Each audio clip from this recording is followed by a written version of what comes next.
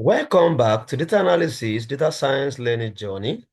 Previously, I've introduced you to this Python, and I've also made a video on how to use like how to import libraries into any project. And at the same time, I've also introduced how to import data set into the project.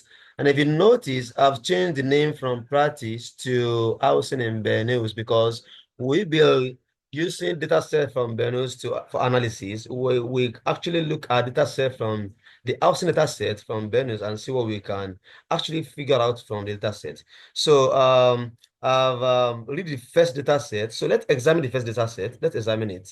Let's examine the first one. Let's examine the first data set. Let's see what we have. Um, so now I've read the first data set to what? Into DF1. Let me check the data set we have in DF1. In DF1, let me see what we have. DF1 dot add. Let's just see some rows from top. Let's say 3 rows, just 3 rows. Let's say run the code.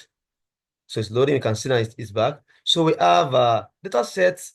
The first one, it has several columns. The first one is operation, property type, place with parent names. It has lat long together in the same column. That's longitude and longitude. It has the price. It has currency. It has price supposed local currency and the likes. Okay, so we have seen the data set. Let's check the basic info. That is parameter, the data type for each of the columns we have. So df1 dot info to check the details of the data. Okay, let's do that first. Let's do that. Then run. Okay, so we have how many columns? We have 16 columns from 0 to 15. We have 16 columns, and our total rows of this dataset is 8,606. But let's look at what we have here. This one is simply this operation has 8606, which means there's no missing value. Property type 8606, no missing value. But let's check some others. Las expenses here as 875, which means this guy is expressing some missing values. Likewise, the rooms 4752, floor 1259. There are some missing values in these ones as well. But we have some of them that have complete uh observations. Now let's check their data type. Data type. So operation, that's what we have. I think we have. Oh, that's what okay. Let's open another one also can be compare. Let's open another one up here.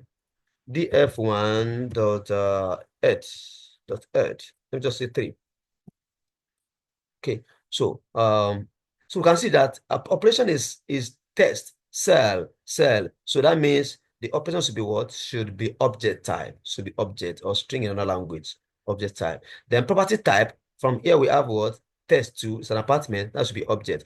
But values like price approximate USD, price local currency should be floats because they are integer. They are decimal numbers.